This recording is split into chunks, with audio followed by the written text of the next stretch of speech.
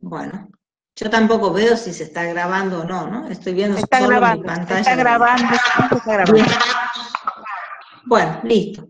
Entonces, el tema que nos convocaba ayer y que nos convoca hoy es el cateterismo vesical. El cateterismo vesical, digamos, es un tema que entra dentro de lo que es eliminación, dentro de la necesidad de eliminación, y dentro de la eliminación urinaria. Entonces, hay que tener en cuenta ciertas consideraciones para iniciar el tema. En primer lugar, los seres humanos necesitamos eliminar los productos de desecho. Esencialmente hay 4 vías por las que se eliminan estos productos, que son la vía urinaria, o sea, el aparato urinario a través de la orina, el aparato digestivo a través de las heces, el aparato respiratorio a través de la respiración y la piel a través del sudor. Entonces, por todas estas vías se eliminan los productos de desecho, que es el resultado del metabolismo de los nutrientes posterior a ser aprovechados por las células. Hay que tener en cuenta también que por vía urinaria se eliminan los productos nitrogenados, la mayoría de los productos nitrogenados que son consecuencias del metabolismo celular, y el aparato urinario, el riñón específicamente, participa activamente en lo que es el equilibrio de líquidos y electrolitos. Estas dos últimas funciones, o sea, la eliminación de los residuos nitrogenados más la participación en el equilibrio de líquidos y electrolitos, es una función esencial para el mantenimiento de la homeostasia fisiológica, o sea, el equilibrio. La eliminación, el acto de la micción, digamos, es un componente esencial de la independencia de las personas. En general, la posibilidad de ser independiente en el acto de miccionar es algo que se adquiere durante la niñez. Y si hay alguna circunstancia que pueda afectar esta independencia, puede, digamos, de algún modo, afectar en los aspectos sociales y psicológicos de las personas. También supongamos el hecho de volverse dependiente puede afectar en gran medida la autoestima de las personas. Nosotros como enfermeros que tenemos que ver, digamos, atender la necesidad y entre ellas la necesidad de eliminación, es conveniente tener una actitud empática, o sea, ponerse en el lugar de la persona para poder entender, digamos, su situación y también ponerse en una actitud de escucha o escucha activa para que la persona pueda expresarse libremente sin saber sin pensar que va a ser cuestionada en lo que pueda plantear. Bueno, entonces para que veamos lo que se refiere a excreción urinaria, es importante que ustedes hagan un repaso de la anatomía y de la fisiología del sistema urinario. Entonces ustedes van a ver el funcionamiento de los riñones, o sea, la estructura que serían los riñones, los uréteres, las uréteres, la vejiga y la uretra. Y luego también el funcionamiento, o sea, de qué modo el riñón, en sus unidades anatómicas y fisiológicas, filtra la sangre y recoge los productos de desecho mezclados con el agua para constituir la orina, y luego esa orina será expulsada al exterior. Entonces, eso es una tarea que queda para ustedes, que es hacer un repaso de la anatomía y de la fisiología. Yo les puse en el campus, ya les colgué todo lo que es este tema, tanto el desarrollo del tema como la presentación, pero no les puse nada acerca de la anatomía y fisiología porque creo que ustedes la tienen quizás en material bibliográfico que le han sugerido el año pasado. Bueno, también hay que tener en cuenta algunos factores que influyen en la micción. Ellos son el crecimiento y el desarrollo, o sea, hay diferencias entre las distintas edades por las que transcurre el ser humano. Cuando se es pequeño, recién nacido, lactante, la persona nace sin la posibilidad de controlar sus esfínteres. Este control lo adquiere entre el segundo y el quinto año. hay algunos autores que dicen que el niño cuando comienza a caminar ya tiene la capacidad para controlar su esfínter, pero muchas veces estas dos circunstancias no se dan en forma simultánea. Los niños pueden orinar hasta 20 veces por día, y la capacidad, la cantidad de orina que reúnen en las 24 horas es entre 250 y 500 centímetros cúbicos.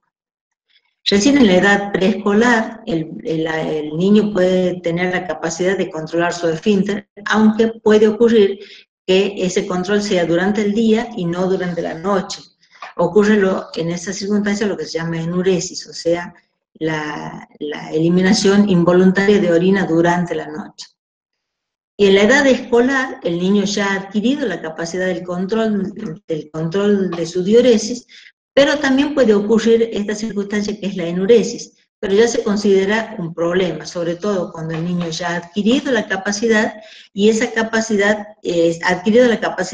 ha controlado sus esfínteres como mínimo durante 6 meses, y reaparece esa eliminación involuntaria de orina durante la noche. Entonces, en ese caso se trata de un trastorno que no es normal. Puede tener que ver con factores psicológicos o también con algunos conflictos que puede tener el niño, que puede estar relacionado, por ejemplo, con la separación de los padres, con alguna persona, un ser querido que haya fallecido, o también, por ejemplo, con la presencia de un hermanito que le provoca en el niño una regresión. También hay que considerar lo que se refiere a los ancianos. Los ancianos han perdido la capacidad, hay una pérdida de la funcionalidad que está relacionada con la disminución de la función de las unidades anatómicas y fisiológicas. Esta pérdida de la capacidad no le afecta la función de eliminación, salvo que existan algunas patologías que estén acompañando a esta disminución de la función. En general, los problemas que se presentan en los adultos, en los varones, en los ancianos varones, es la dificultad para orinar, como consecuencia de la presión que hace la próstata, que se ha aumentado su tamaño sobre la uretra. Y en las mujeres, en general lo que aparece es la incontinencia urinaria, consecuencia de la flacidez de los músculos del periné, por la obesidad, por la falta de actividad física, o también por la multiparidad. Entonces son los dos problemas que pueden aparecer en las personas ancianas, pero que tienen solución. Otro factor que tiene que ver es los factores psicosociales. O sea, las personas quizás tienen hábitos de eliminación particulares. O sea, hay personas que solo pueden, orinar en su baño o en un baño conocido. También quizás necesiten, por ejemplo, la privacidad se necesita siempre, pero necesitan distraerse, escuchar música, o quizás escuchar, por ejemplo, la caída del agua, que le va a facilitar la relajación del esfínter uretral y también la presión del músculo. Si no se dan estas circunstancias, quizás se va a dificultar la emisión de la orina. También relacionado con estos aspectos psicosociales, hay profesionales, que es muy, muy frecuente en la enfermería, que están abocados a las tareas diarias y, reprimen continuamente el deseo de miccionar. Entonces pueden pasar 6 a 8 horas, o sea, todo lo que dura una jornada laboral, y recién disponerse a evacuar su vejiga. Otro aspecto es el tono muscular, o sea, es importante conservar el tono muscular de la musculatura del perineo para, lograr que la vejiga contenga la orina hasta su plenitud, y también para poder relajar el esfínter uretral para la evacuación de la vejiga. Entonces, el tono muscular. El otro factor es la ingestión de líquidos y alimentos. En general, por ejemplo, la diuresis está relacionado con la cantidad de líquidos que se ingiere. ¿Se escucha, no es cierto? ¿Hola? Sí, sí se escucha, licenciada. Se escucha. Se escucha perfecto. Se escucha perfecto. Gracias. Entonces, ingestión de líquidos de alimento. Entonces, eso está relacionado, en realidad, la cantidad de orina que se elimina está relacionado con la cantidad de líquido que se ingiere. O sea, cuando mayor es la cantidad de líquido, mayor va a ser la diuresis. Hay algunos líquidos, como por ejemplo el alcohol, las bebidas colas, el té y el café, que disminuyen la diuresis porque, digamos, de algún modo intervienen en la liberación de la hormona antidiurética. Hay alimentos como por ejemplo los alimentos que contienen mucho cloruro de sodio, sal, que también provocan una retención de líquidos para diluir los electrolitos y disminución de la eliminación de orina. Y hay alimentos como por ejemplo algunos como la remolacha o algunos alimentos que tienen carotenos que van a teñir, digamos, van a van a modificar el color de la orina.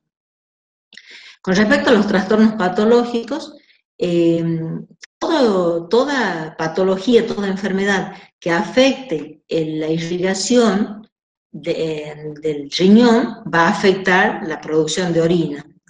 Hay enfermedades como la diabetes, la hipertensión arterial y la insuficiencia cardíaca que disminuyen el flujo sanguíneo a nivel de los riñones, entonces hay una alteración en la formación de orina y en consecuencia de la eliminación.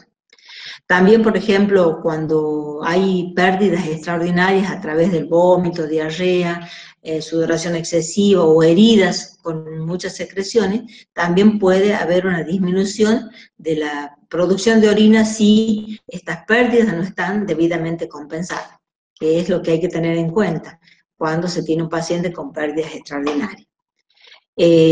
También, como les dije hace un rato, cualquier circunstancia que de algún modo altere el flujo, como ser el caso de la presencia de litiasis o la comprensión de la próstata, va a disminuir la eliminación de orina.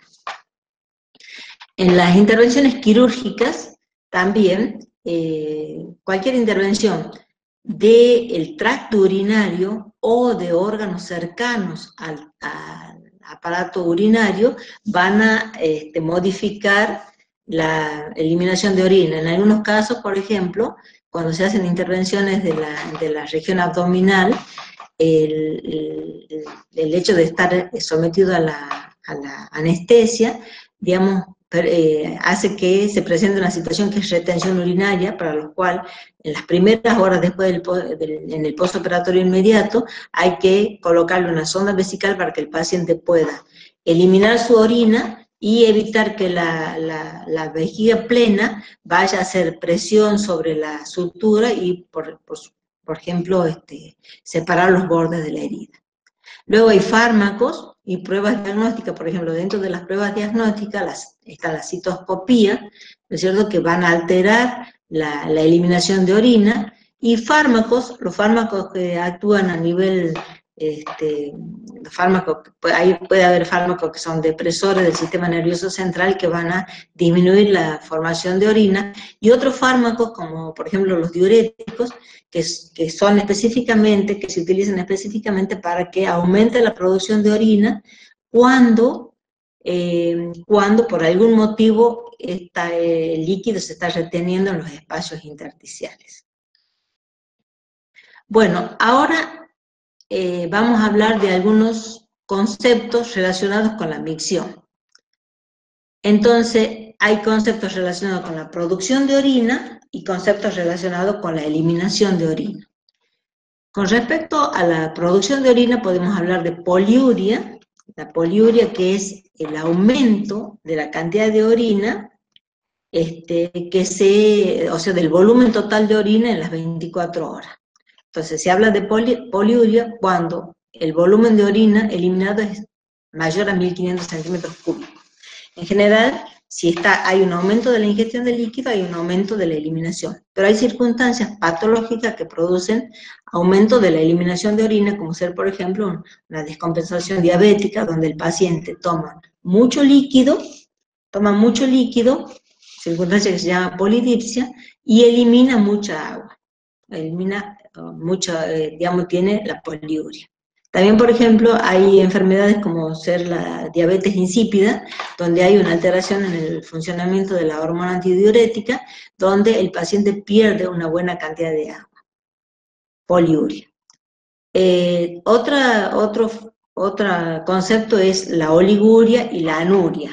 La oliguria es la disminución de la producción de orina. Entonces, la disminución de la producción de orina seguramente está relacionado con la disminución si no está relacionado con la disminución del aporte de agua o las pérdidas extraordinarias, está relacionado con la falta de irrigación del riñón. Entonces, esa circunstancia va a conducir a una insuficiencia renal. En general, la insuficiencia, cuando el paciente está oligúrico o anúrico, que es el otro concepto, la anuria significa falta total de orina, el paciente va a necesitar un tratamiento que se llama diálisis, que puede ser peritoneal o diálisis o hemodiálisis, donde se utiliza una membrana que va a hacer la función del riñón, o sea, va a filtrar todo el agua y los productos de desecho para evitar las intoxicaciones. Después hay otros conceptos relacionados con la eliminación de orina, donde tenemos la frecuencia y la nicturia. Bueno, la frecuencia normal es 4 a 6 veces por día. Durante el día es donde se elimina la mayor cantidad de orina. La frecuencia muchas veces puede verse alterada por alguna circunstancia, por ejemplo, si la persona tiene una infección urinaria o en el caso del embarazo, se aumenta la frecuencia de la micción. Y la nicturia se refiere a la emisión de orina durante la noche, que no es normal, porque las personas orinan antes de acostarse y al levantarse. Cuando hay nicturia, hay alguna alteración en el funcionamiento o en la producción. Ocurre con bastante frecuencia, por ejemplo, en los pacientes con insuficiencia cardíaca, que durante el día acumulan líquido en sus espacios intersticiales, y durante la noche se facilita el flujo hacia el espacio, hacia el interior de los vasos, y el paciente durante la noche se levanta varias veces a orinar. Otro concepto es la urgencia urinaria. La urgencia urinaria se refiere a la necesidad urgente de acudir al baño. Esto muchas veces tiene que ver con estrés psicológico o con irritación del trígono vesical o de la uretra. O también tiene que ver con un mal control del esfínter uretral. Otro concepto es la disuria. La disuria se refiere al dolor y la dificultad para orinar. En general, la disuria se presenta en las personas que tienen infecciones urinarias o que tienen lesiones a nivel de la vejiga y de la uretra. Es un signo bastante frecuente en los pacientes con infecciones urinarias, sobre todo infecciones de la vejiga, o que se denomina cistitis, o de la uretra, que se denomina uretritis. La enuresis, ya le comenté hace un rato, se trata de la eliminación involuntaria de orina durante la noche, cuando la persona ya ha adquirido, digamos, el control sobre el esfínter uretral. Y la polaquiuria se refiere al aumento de la frecuencia de orinar, ¿no es cierto? O sea, quizás no está aumentado el volumen total durante el día, pero sí está aumentada la frecuencia. Bueno, algunos problemas corrientes en la excreción urinaria son la retención urinaria, la infección de las vías urinarias inferiores, la incontinencia urinaria y la vejiga neurogénica. La retención urinaria se refiere, digamos, a la imposibilidad de eliminar, o sea, la persona produce la orina, su riñón funciona correctamente y la orina se acumula en la vejiga. Y el paciente no tiene la capacidad para relajar su esfínter uretral externo y eliminar la orina. Digamos, es una de las pocas circunstancias en que es necesario la colocación de una sonda vesical. Es imprescindible, porque la retención urinaria y la vejiga plena provoca mucho dolor en el paciente e incomodidad. Otro problema son las infecciones de vías urinarias inferiores, que son muy frecuentes en las mujeres, sobre todo por el tamaño de su uretra y porque está muy cercana a otros dos orificios que son el ano y la vagina, ¿no es cierto? Entonces, los gérmenes con mucha facilidad pueden ser arrastrados, si hay, por ejemplo, falencias en la higiene, ser arrastrados desde el ano o desde la vagina hacia las vías urinarias y penetrar, digamos, desde el meato urinario. También tiene que ver el hecho del poco aporte de líquido y el poco aporte de líquido que, digamos, que aumenta la producción de orina, y esta orina actúa por arrastre, eliminando los microorganismos que pueden alojarse en el meato urinario o en la primera porción de la uretra. Otro problema es la incontinencia urinaria, que es la eliminación de orina de manera sin poder contener el esfínter uretral. Ocurre, por ejemplo, con mucha frecuencia en las personas, que yo les dije hace un rato, las personas ancianas que tienen, digamos, flacidez de sus músculos, de los músculos del periné. Bueno, la incontinencia urinaria puede ser incontinencia urinaria aguda o puede ser crónica. La incontinencia urinaria aguda tiene que ver, por ejemplo, con periodos, supongamos una persona hace un esfuerzo, o camina, o corre, o salta, o se ríe, se llama incontinencia de esfuerzo. O puede ser permanente, o sea, cuando la persona directamente no puede, no tiene ningún control sobre su esfínter uretral y está continuamente orinándose. En esos casos, por ejemplo, se recurre al uso de pañales o dispositivos especiales para mantener la ropa interior y exterior seca. Otro problema es la vejiga neurogénica. La vejiga neurogénica es cuando hay alguna alteración del sistema neurogénico, ocurre que la persona no puede, no percibe la plenitud de su vejiga, ni tampoco puede actuar sobre, manejar, digamos, el esfínter uretral. Entonces puede ocurrir que el paciente haga una retención urinaria, la vejiga esté completamente plena, o que el paciente tenga incontinencia urinaria. Serían los dos problemas serían los problemas que tienen que ver, digamos, con la excreción urinaria. Bueno, quería mencionarle algunos exámenes de rutina que se hacen en la orina, que ya lo van a ver ustedes con mayor detalle cuando vamos a la práctica. Uno de esos exámenes en la orina completa, que es un examen de rutina, que se toma la muestra en la primera hora de la mañana. Luego también una muestra estéril, que generalmente se utiliza para hacer cultivos de orina cuando se presume la presencia de gérmenes que pueden estar afectando al paciente. Luego también una muestra limpia de la mitad de la micción, que el paciente comienza a orinar, detiene el chorro de orina y se toma esa muestra que se llama la muestra de la mitad de la micción.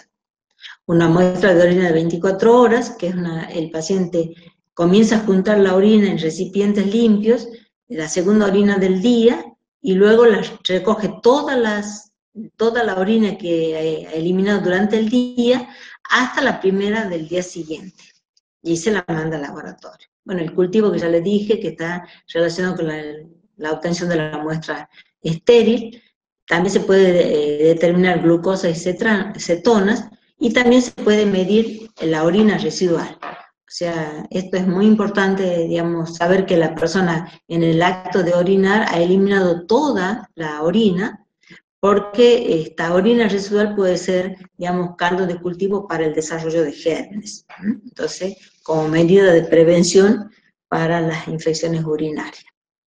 Bueno, cuando se hace la recolección de orina, podemos tener un paciente lúcido y colaborador, o sea, una persona a la que se le puede indicar cómo se hace la higiene, y se le proporcionan los elementos para que recoja la muestra, y podemos tener un paciente poco colaborador en coma, que en muchos casos, en estos pacientes poco colaboradores, se recurre a una sonda vesical transitoria. Si el paciente puede contener su orina, pero no colabora en la recolección de la muestra. También ocurre con bastante frecuencia a los niños, que he visto que últimamente, por ejemplo, para tomar una muestra en un niño se le coloca una sonda vesical.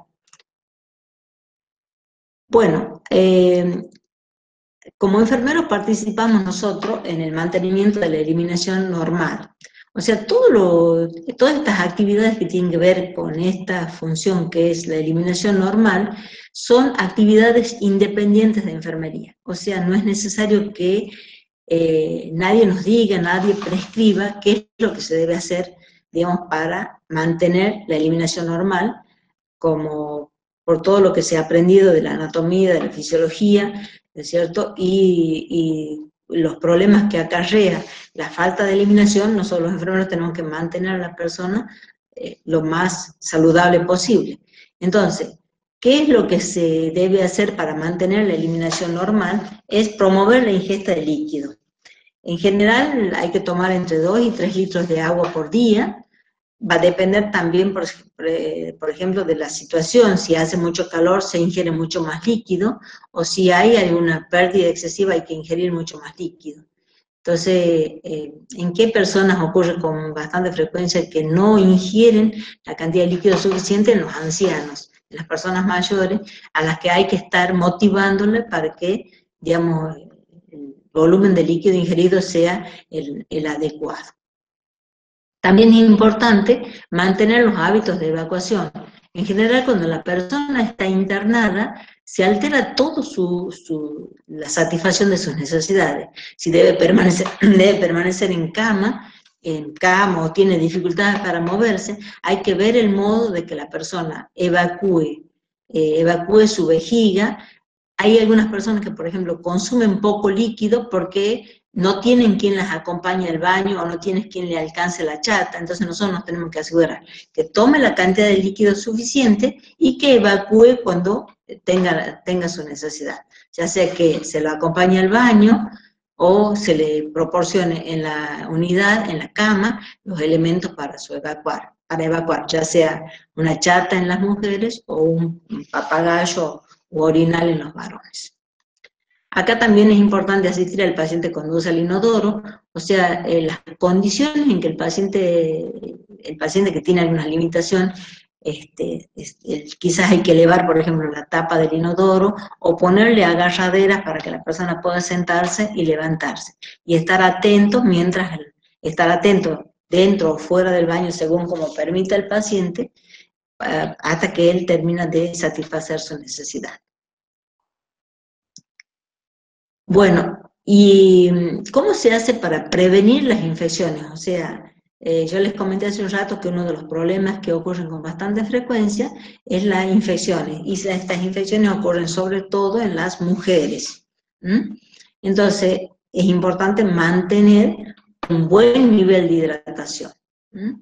Es bastante habitual observar en las personas ancianas que, supongamos, la primera orina de la mañana es sumamente concentrada, y eso, sumamente concentrada y con un olor bastante fuerte. Esto nos puede indicar que que el aporte de líquidos del día anterior ha sido bastante deficiente. Otro de las actividades es mantener o recuperar el patrón de eliminación. O sea, el patrón de eliminación es la cantidad de veces y la cantidad de orina que elimina la persona por día. Entonces hay que verificar cuáles son los problemas que pueden haber alterado este patrón de eliminación y tratar de recuperarlo. También es importante la higiene. La licenciada Almazán les hablaba hace un rato acerca de la higiene, por ejemplo, la higiene perineal en las mujeres. En general, la higiene tiene que ser desde arriba hacia abajo, desde adelante hacia atrás, y no se sugiere, no se indica, digamos, la higiene de ducha, sino la higiene en tina, en bañera, sino la higiene de ducha, para evitar, digamos, la penetración de gérmenes en la vía urinaria. Otra recomendación es el uso de prendas apropiadas. En general, digamos, se recomienda que no se use prendas interiores, sobre todo en las mujeres, de material sintético, y tampoco muy ajustadas, digamos, iría en contra de lo que es la moda, de usar prendas sumamente ajustadas y muchas veces de muy pequeñas dimensiones, que quedan muy bonitos, pero, digamos, estarían contraindicadas para evitar, digamos, en lo que se refiere a la prevención de las infecciones. Entonces, prendas no muy ajustadas, de tejido natural como ser el algodón, y por ejemplo, en muchos casos se contraindica el uso de pantalones, o sea, es más conveniente el uso de, en el caso de las mujeres, el uso de polleras, ¿no es cierto? De polleras o vestidos.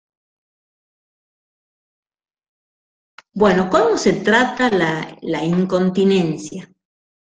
La incontinencia, bueno, yo les comentaba hace un rato que es un problema que aparece con bastante frecuencia en las personas ancianas, tanto mujeres como varones, y que es posible, digamos, reestrenar la vejiga para que la persona pueda volver a contener, porque la incontinencia urinaria es un problema que le afecta a la persona desde el punto de vista social y psicológico, ¿no es cierto? Por ahí la persona que tiene incontinencia no quiere salir porque teme, digamos, mojarse su ropa y pasar malos momentos. Entonces, ¿cómo se entrena la continencia urinaria? Es posible, por ejemplo, enseñar a la persona para contener la orina dentro de la vejiga. O sea, cuando aparece, por ejemplo, la urgencia, se le puede indicar a la persona que haga respiraciones profundas y que trate de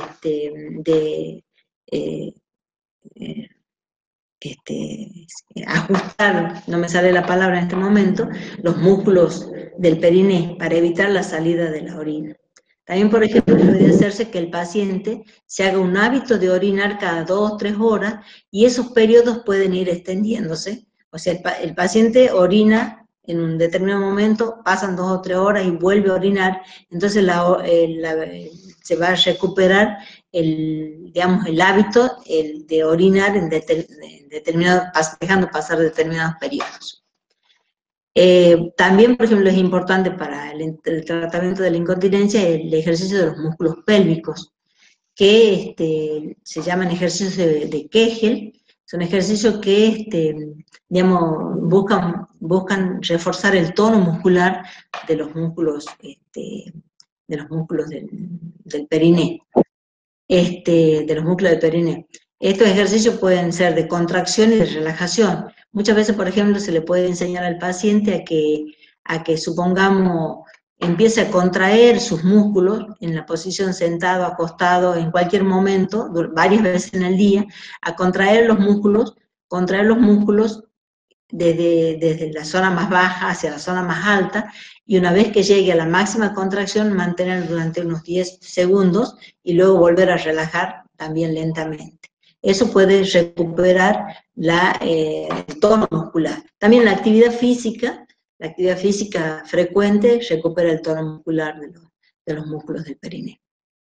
Bueno, cuando hay incontinencia también es importante esto de mantener la integridad cutánea, o sea, la humedad permanente, o sea, el contacto de la piel con la humedad de la orina, más los productos de desecho que se pueden adherir a la piel, van a provocar, por un lado, digamos, van a favorecer, digamos, la producción de lesiones, ¿no es cierto? Entonces es conveniente que el paciente esté seco, esté limpio, y se le cambie las veces que sea necesario la ropa de cama o la ropa personal.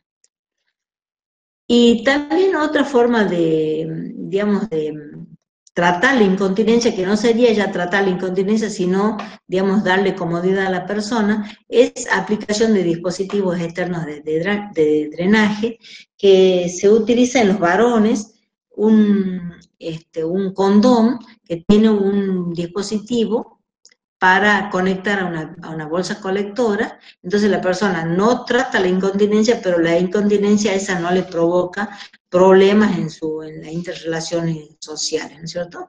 Bueno, también, por ejemplo, para la incontinencia, que no se puede tratar, o que no se puede, digamos, y evitar todo el tiempo, la industria ha fabricado pañales o bombachas que se adaptan tanto para los varones como para las mujeres, entonces es posible, digamos, tener una vida de relación y no pasar malos momentos como consecuencia de la incontinencia.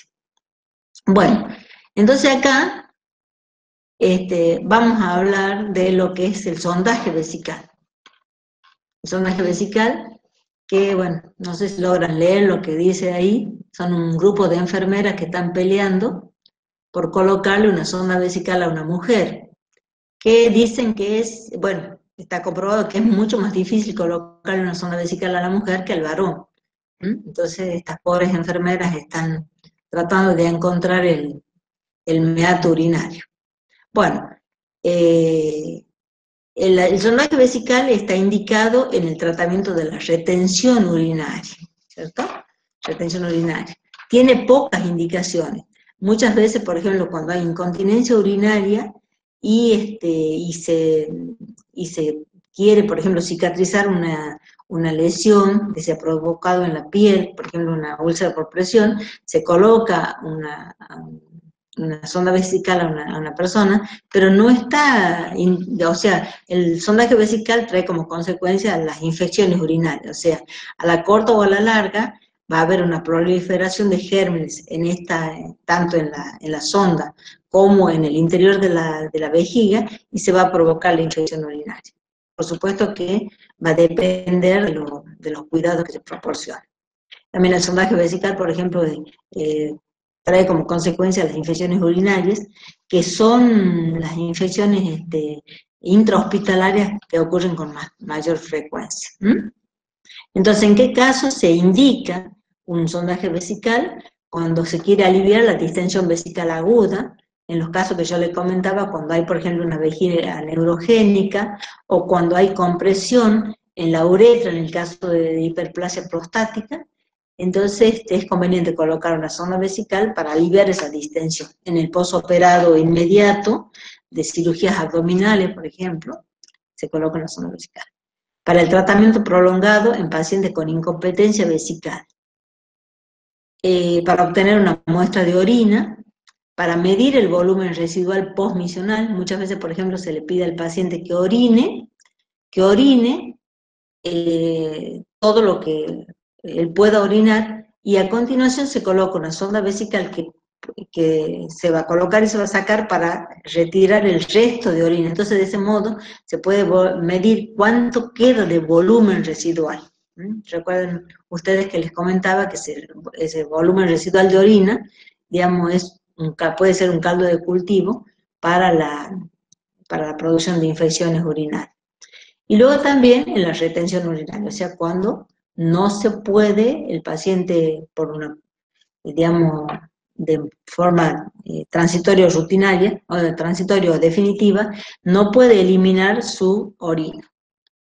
Bueno, ¿cuáles son los elementos? Le he puesto mucho más completo en el material que yo les he subido.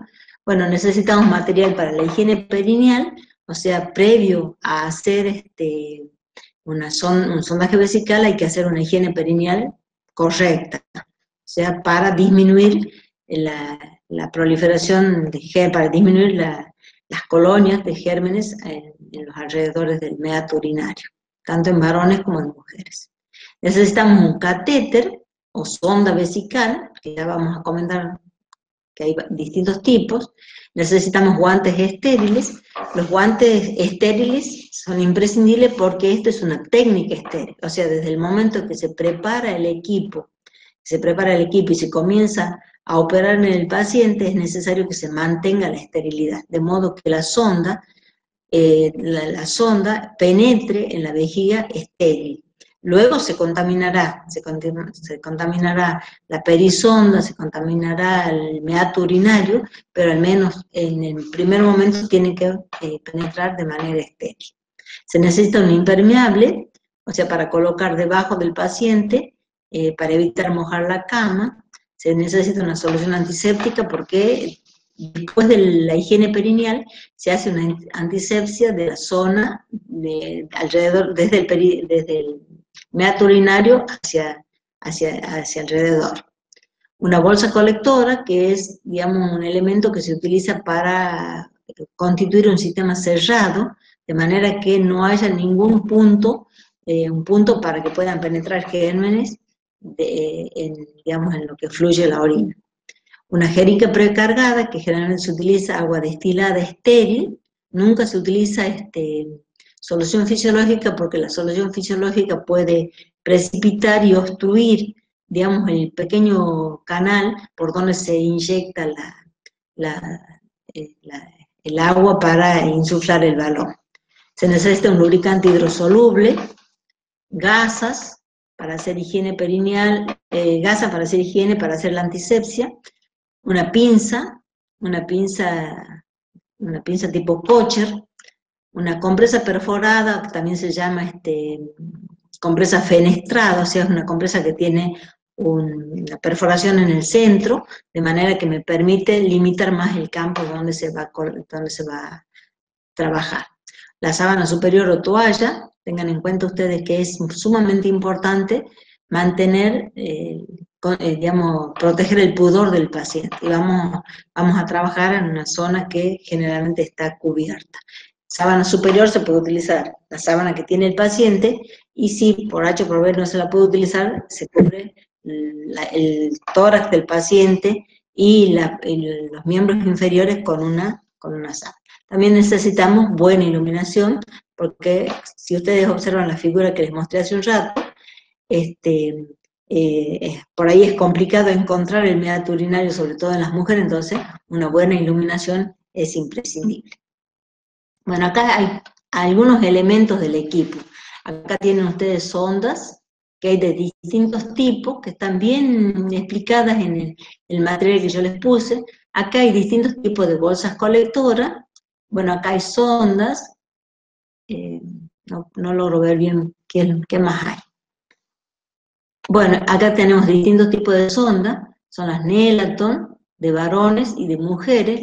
La sonda para mujeres es un poco más corta que la sonda para varón. Acuérdense ustedes que la uretra de la mujer tiene 3, 4 a 5 centímetros, en cambio la uretra del varón puede tener 15, 20 centímetros. Sondas Nelaton, sondas Tiemann, puede haber de 2 vías. Estas sondas son las Nelaton, que tiene esta vía, que es por donde se insufla el balón, que no sé si lo logran ver acá en el extremo. Entonces este balón se insufla cuando ya la sonda está dentro de la vejiga.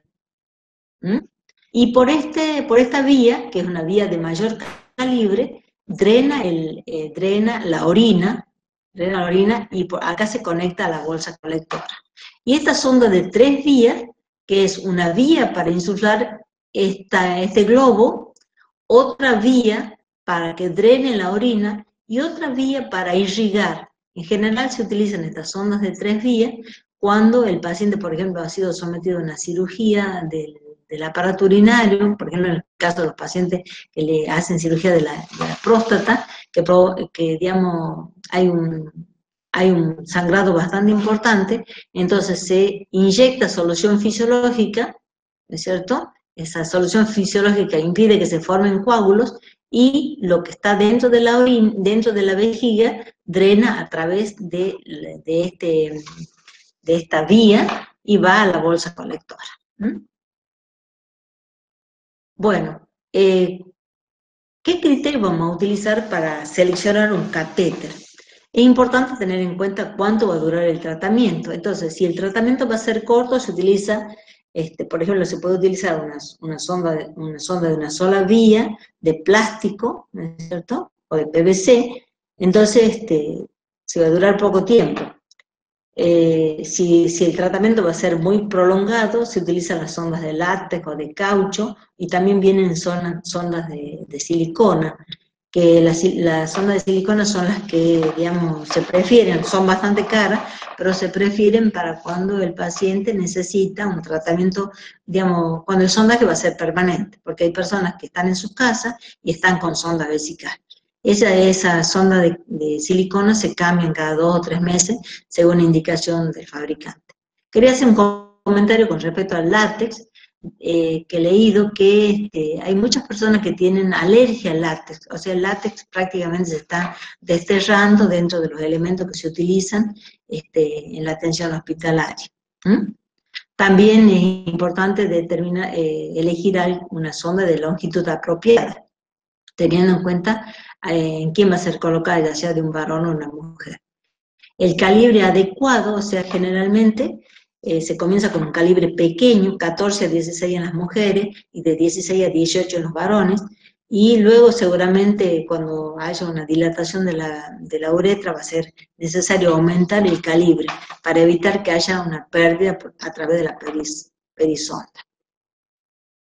También es importante determinar, digamos, saber el tamaño apropiado del globo. O sea, el globo tiene la función de fijar la sonda dentro de la vejiga. Entonces el globo tiene que, bueno, generalmente el fabricante indica con cuántos centímetros cúbicos se debe inflar ese globo para que, digamos, es el que va, es la cantidad de líquido que va a resistir el globo. Entonces, en algunas circunstancias, por ahí se planteaba de que las sondas vesicales venían con el globo pinchado y se probaba previamente a ver si estaba bien. No es recomendable, sobre todo en las sondas con silicona, porque al desinflarse el globo se provocan pequeñas arrugas que pueden lesionar la uretra cuando se va colocando. ¿Mm?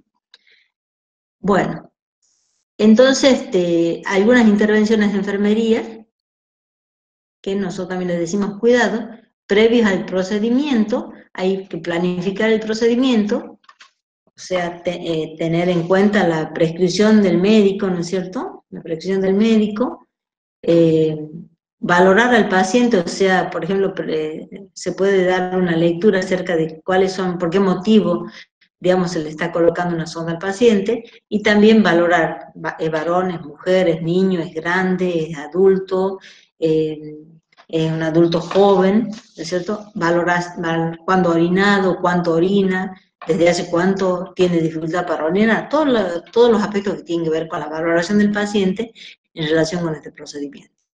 Es importante tener preparado el equipo completo. O sea, quizás vamos a trabajar solo, entonces no vamos a tener oportunidad de volver al office de enfermería para buscar lo que nos falta. Entonces, cuando uno prepara el equipo es conveniente, digamos, repasar mentalmente todo el procedimiento para advertir que no se ha olvidado nada.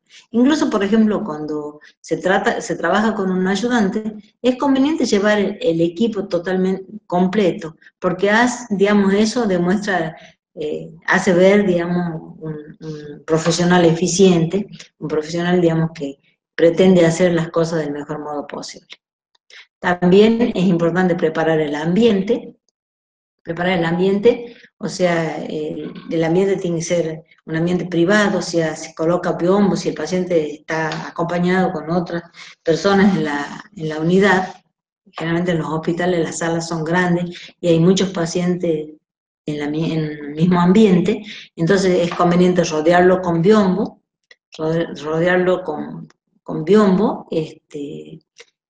digamos, y descubrirlo lo menos posible, ¿no es cierto? Y si hace calor, quizás enfriar un poco, y si hace frío, acondicionar el ambiente para que el paciente no sufra las consecuencias, ya sea relacionadas con el calor o con el frío. Y esto que puse al final, en realidad tendría que haberlo puesto al principio, que es información al paciente. O sea, no se debe obviar esta intervención. El paciente debe saber qué se le va a colocar, cómo se lo va a colocar, cuánto tiempo va a durar, si le va a doler, si no le va a doler, por qué motivo se lo coloca, y hay que esperar que el paciente, digamos, esté de acuerdo con este procedimiento. Y en este momento uno trata de, digamos, evacuarle todas las dudas que le pudieran surgir. En general no es un procedimiento doloroso, pero es un procedimiento, digamos, que invade una zona íntima de la persona y que le puede provocar algún malestar. Bueno, y también acá es usar estrictamente la técnica estéril. Por eso, en el procedimiento, o sea, cuando se prepara el equipo, por ahí es conveniente llevar más de una sonda vesical, porque si por algún motivo se ha contaminado la sonda, que ocurre con bastante frecuencia en las mujeres, que no se observa correctamente el meato urinario y por ahí, por error, puede introducirse, por ejemplo, en la vagina. La sonda en ese caso ya está totalmente contaminada, hay que desechar todo y volver a comenzar. O sea, para asegurarse de que, digamos, los elementos que se utilizan son totalmente estériles. Y durante el tratamiento, o sea, mientras el paciente esté con el sondaje vesical, no hay que descuidarse de la hidratación. O sea, es conveniente aportar una buena cantidad de líquido, salvo que haya una contraindicación. O sea, hay pacientes que tienen restricción líquida, entonces en ese caso tendremos que limitarnos a la cantidad de líquido que se le puede administrar al paciente. Pero si no hay contraindicaciones, digamos, hay que dar más líquido del que se da corrientemente, porque acuérdense ustedes que la orina, digamos, va a haber una mayor cantidad de producción de orina, mayor cantidad de eliminación, y esa orina, cuando se elimina, va a actuar, por arrastre, va a eliminar los microorganismos que pueden estar colonizando en la vejiga. También es conveniente, por ejemplo, aplicar algunas medidas dietéticas. Es conveniente, por ejemplo, acidificar la orina. Entonces, habrá que darle alimentos como ser, por ejemplo, huevos, carnes, cereales,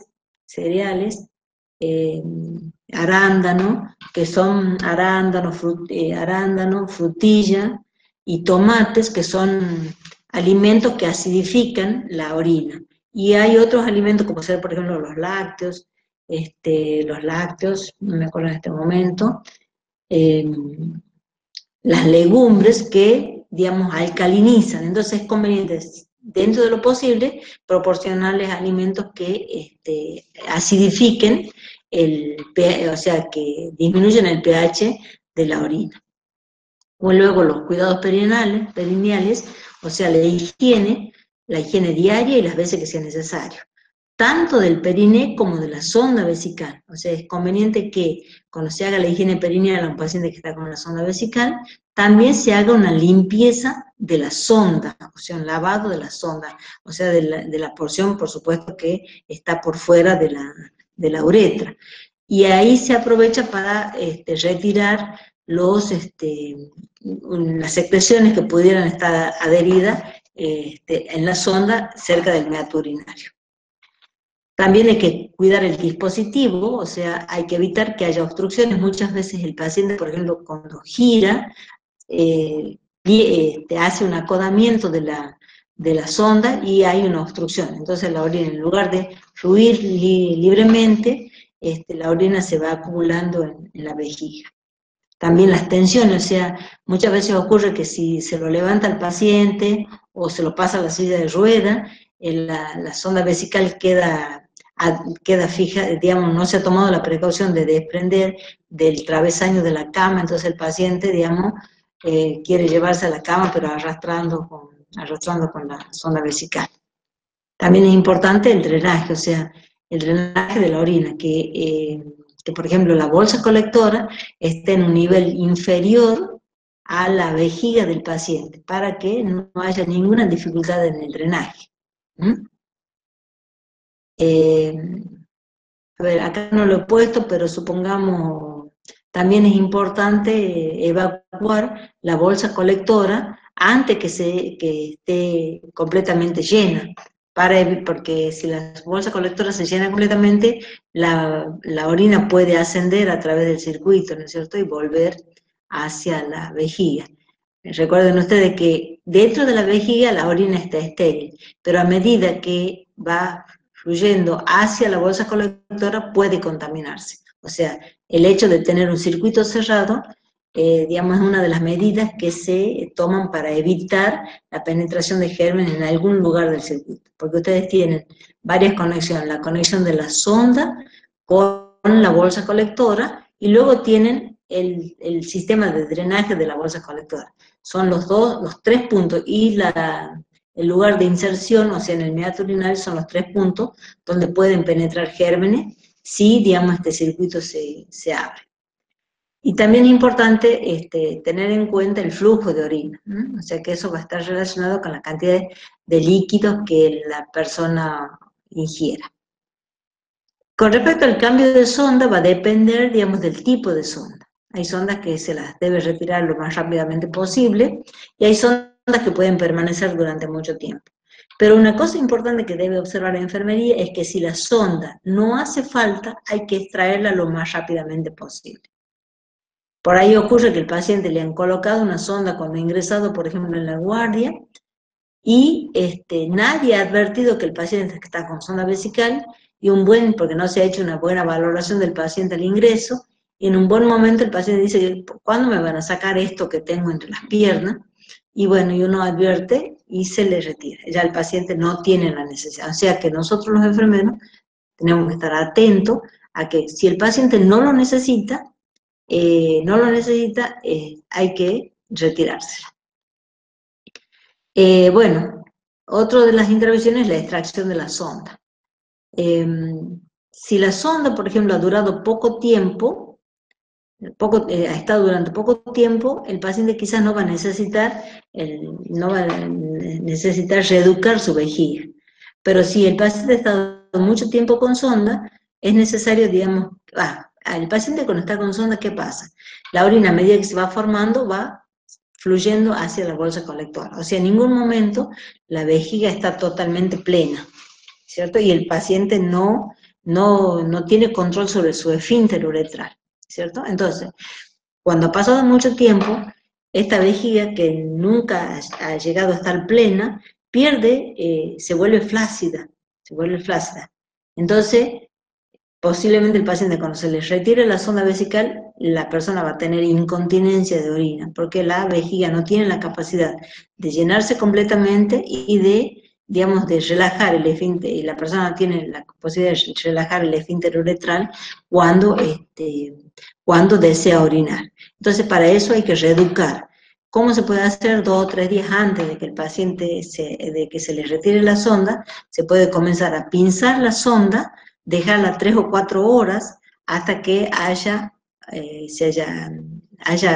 aumento del tamaño de la vesícula, haya globo vesical, y luego se despinza para que el paciente evacúe su orina. Y así, así de manera que cuando se retire la sonda, la vejiga ya, digamos, ha tenido la oportunidad de recuperar algo del tono muscular, y el paciente va a poder, digamos, manejar su esfínter uretral. Bueno, entonces cuando se termina de hacer el procedimiento, es conveniente registrar todo lo que se hace, todo lo que se observa, la conducta del paciente, los signos y síntomas, la educación que se le proporciona. O sea, es importante anotar qué es lo que se le ha enseñado al paciente con respecto a todos los cuidados.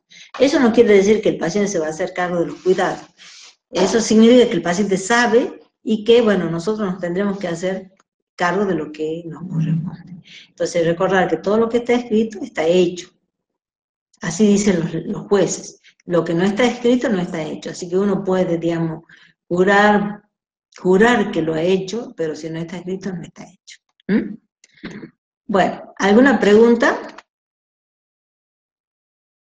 Ya vamos a ver, vamos a ver.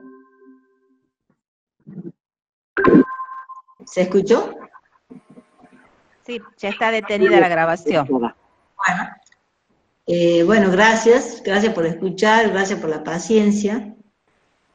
Yo quería hacer una pregunta. Bueno, ya me voy a la sala.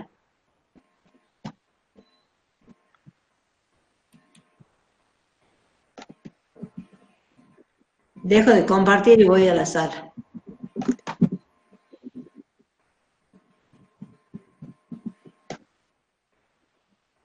Acá estoy. A ver, hay 18 preguntas, ya las vamos a ir leyendo. 18 participaciones.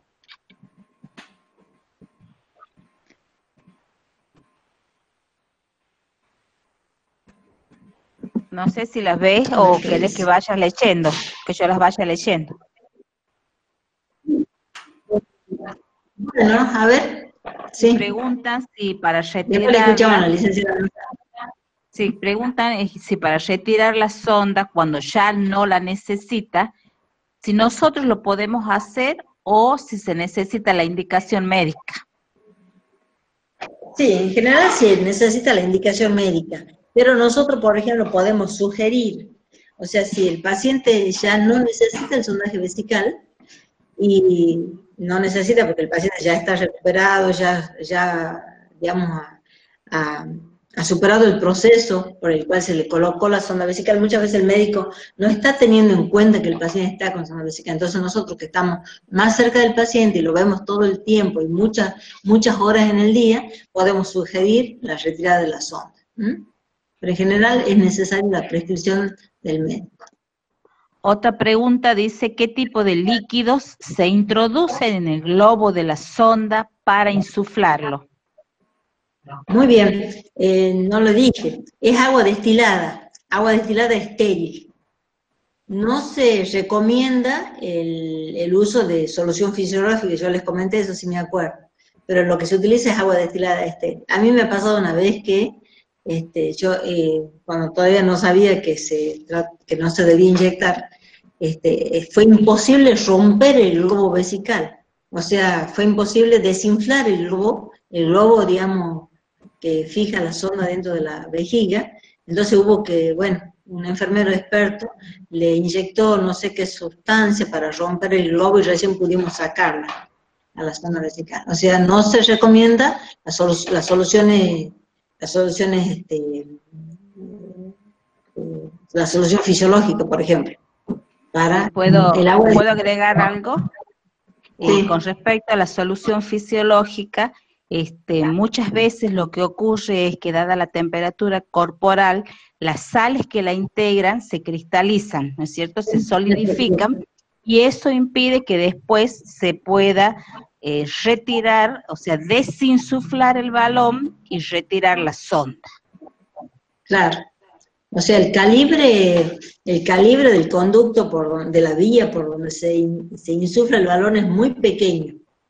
Es muy pequeño, ocupa una pequeña proporción del calibre total de la sonda. Entonces, ahí pueden desplazarse la sal, el cloruro de sodio que constituye la solución fisiológica y la obstruye. Es bastante complicado retirarla. Otra pregunta dice, si el tratamiento es largo, ¿cada cuánto se cambiaría la sonda? Muy bien. La sonda vesical, si supongamos se trata de una sonda siliconada, se cambia cada 2 o 3 meses. Generalmente el fabricante indica. En general las sondas de látex, por ejemplo, se pueden cambiar cada 7 a 10 días cuando el paciente está internado. Pero si el paciente va a ir a su casa con sonda vesical, digamos, el mismo hospital le consigue una sonda siliconada, se le coloca la sonda y el paciente vuelve cada 2 o 3 meses a cambiarse la sonda, salvo que haya algún inconveniente, ¿no es cierto? Si se ha obstruido la sonda, si ha salido de su lugar, ¿no es cierto? Hay que cambiarla, pero si no ocurre ningún inconveniente, la sonda puede estar, o sea, una sonda Foley, por ejemplo, de látex o de PVC puede estar de 7 a 10 días. En general, por ejemplo, en los hospitales se fija un día para el cambio de la sonda. Se dice, bueno, los días jueves se cambia la sonda. O sea, se deja que dure solo 7 días. También, por ejemplo, es importante el criterio personal. Supongamos si el paciente hoy le cambia la sonda, pero mañana se le debe retirar, no le cambia, ¿no es cierto? Le dejo hasta mañana. O sea, no se va a contaminar mucho más porque está un par de días más con la sonda. Sí. Otro aspecto a tener en cuenta son los signos y síntomas que pudiera presentar el paciente. Hay veces la sonda se realiza el cambio cada 10 días, pero antes de ese tiempo el paciente presenta, por ejemplo, fiebre o puede presentar piuria, ¿no es cierto?, que es la expulsión de pus por orina, lo que nos está dando la pauta de una infección. Entonces se la cambia antes de esa fecha. Sí, así es. Hay otra pregunta que dice, ¿cuántas veces por día se debe hacer la higiene perineal del paciente sondado? Bueno, las veces que sea necesario. Porque supongamos, si el paciente, si se higieniza, supongamos en la mañana, se hace una higiene perineal, así con muchos detalles. El paciente, por ejemplo, cuando defeca, es conveniente hacerle la higiene perineal. Si el paciente está con, supongamos si se trata de una mujer y está con el ciclo menstrual, las veces que sea necesario, porque digamos, el objetivo de la higiene perineal es mantener la zona del periné lo más limpia posible. Entonces, cualquier circunstancia, si el paciente está con diarrea, el paciente ha defecado, el paciente, digamos, tiene secreciones alrededor del meato en el meato urinario, alrededor de la sonda, se hace la higiene perineal. O sea, todas las veces que sea necesario. Preguntan también, ¿qué lubricante se usa? Sí, en general se usa un lubricante hidrosoluble. Los lubricantes, se usa la silocaína, jalea, que la silocaína jalea ahora viene en unidosis, o sea, viene en un recipiente que en una pequeña cápsula o un recipiente pequeño de plástico, que digamos, eso alcanza para un sondaje. Entonces eso evita, digamos, el inconveniente de tener que usar un solo frasco para muchos pacientes en la sala, que, digamos, al abrir y cerrar y estar en una unidad o en otra unidad, ya se puede considerar contaminado. Entonces, lo que se utiliza es un lubricante hidrosoluble, que generalmente es la silocaína gel. Otro estudiante pregunta si podría explicar de nuevo para qué es la jeringa prellenada dentro del equipo para el procedimiento. Bueno, la jeringa prellenada se dice así para no tener que llevar, o sea, para llevar lo mínimo imprescindible a la unidad del paciente. En general, por ejemplo, si yo tengo un frasco de solución fisiológica, de solución de agua destilada estéril, que los hospitales ahora están comprando agua destilada, yo cargo la jeringa con el agua destilada y la llevo la cargo con la cantidad de agua que está indicando el fabricante que corresponde para inflar ese globo, ¿no es cierto? La cargo y la llevo dentro del equipo. Eso es jeringa prellenada. También hay jeringas prellenadas que se venden en la farmacia, o sea, hay medicamentos que ya vienen en jeringa listos para ser inyectados, pero no es el caso, no es este caso. O sea, en este caso el enfermero llena una jeringa y la lleva a la unidad del paciente, por supuesto protegida, para que no se contamine. Otra estudiante pregunta si podrías explicar de nuevo cómo se realiza el entrenamiento de continencia. Bueno, se le enseña al paciente a que, por ejemplo, cuando tenga deseos de orinar, trate de contraer los músculos del periné para evitar la salida de orina. O sea, cada vez que el paciente quiera orinar, porque se trata de pacientes con incontinencia, ¿no es cierto?, o con dificultad para contener, que contraigan los músculos del periné. También, por ejemplo, esos ejercicios de Kegel, entonces, la continencia es eso, es que el paciente trate de reprimir el deseo de orinar, si ha pasado poco tiempo entre una micción y la otra. También de que establezca horarios en el transcurso del día para orinar. Por ejemplo, puede decir cada 2, 3, 4 horas, y luego pueden ir ampliándose esos periodos de tiempo. Eso va a hacer que la vejiga se llene de orina y, digamos, el estímulo para orinar ocurra cuando la vejiga esté llena, ¿cierto? También, por ejemplo, yo les hablaba de los ejercicios de Kegel, que son ejercicios de contracción del periné.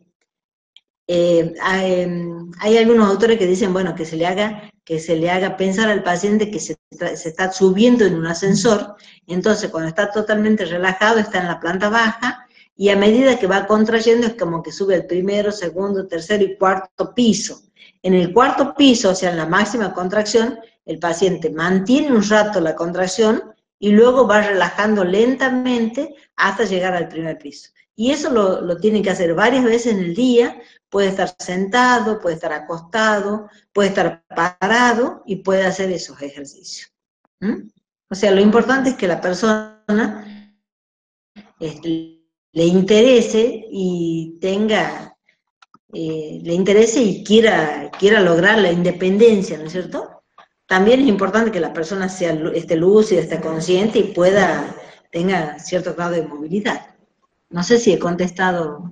Excelente, Cristina. Excelente, licenciada.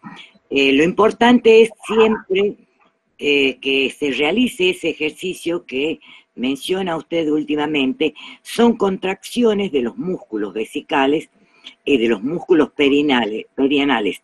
Es contraer continuamente durante todo el día, varios minutos, pero mantenerlo durante todo el día que él esté despierto haciendo esos ejercicios de contracción. Soltar, contraer, perfecto.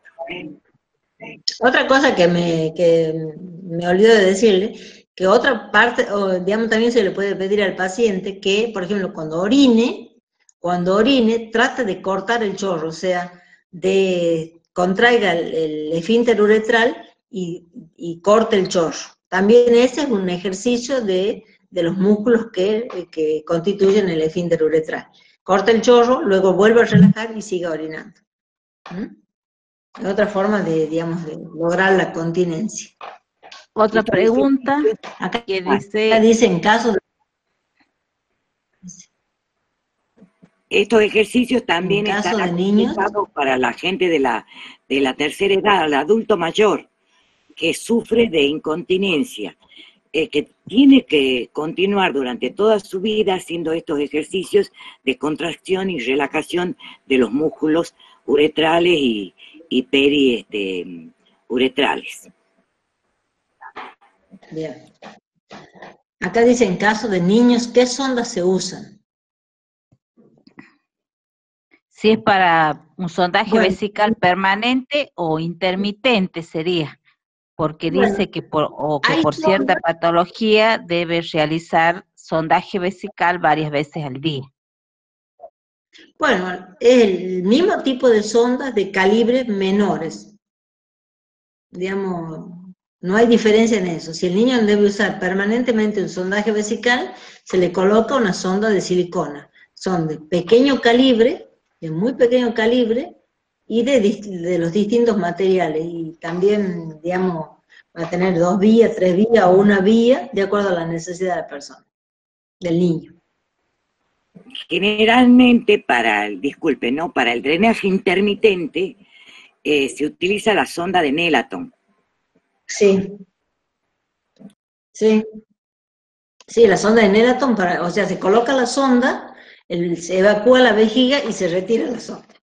En general se hace en los niños. Y en los adultos también hay personas, hay adultos que son capaces de colocarse la sonda por sus propios medios. O sea, las personas que tienen dificultad para orinar, pero ya han aprendido a colocarse la sonda. Entonces el paciente, por ejemplo, por ahí he visto cosas tremendas, como que el paciente lleva la sonda en el bolsillo, y cuando tiene ganas de orinar, digamos, se coloca la sonda, orina y se la vuelve a sacar. Bueno, es tremendo eso porque contradice todos los principios que tienen que ver con la prevención. Toda la clase la tira a la basura. Licenciada. Pero, sí. En el caso de los niños, por ejemplo, yo preguntaba, porque yo tengo una sobrina de 8 años, que ella nació con mielomeningocele, así que tiene una vejiga neurogénica, y a ella se le realiza, digamos, sondaje varias veces al día, de 4 a 6 veces. Claro. Y, por ejemplo, hace mucho tiempo, ya hace más o menos desde que nació, se le hacía con una sonda nasogástrica, si no me equivoco, porque era tipo K31. Sí, K30, K31, sí. Son sondas de pequeño calibre, y de plástico. De plástico, que por ejemplo eso se la educa a la madre o el padre o la persona que lo cuida, es la que le hace el sondaje vesical. Muchas veces los papás o las mamás de los niños con este tipo de problemas neurológicos son expertos en el manejo de los niños, en ayudarles a satisfacer todas sus necesidades. Es así. Viene la K30, K31 y K33. La K33 es la de menor calibre. Se puede utilizar. Si se trata de una niña, no tiene que ser una sonda, digamos, muy larga. Claro. La K33, por ejemplo, es la más corta, que es suficiente esa para evacuar la vejiga. Bueno, no sé si... Parece que no hay más preguntas. ¿Más preguntas? No, no hay más. En el chat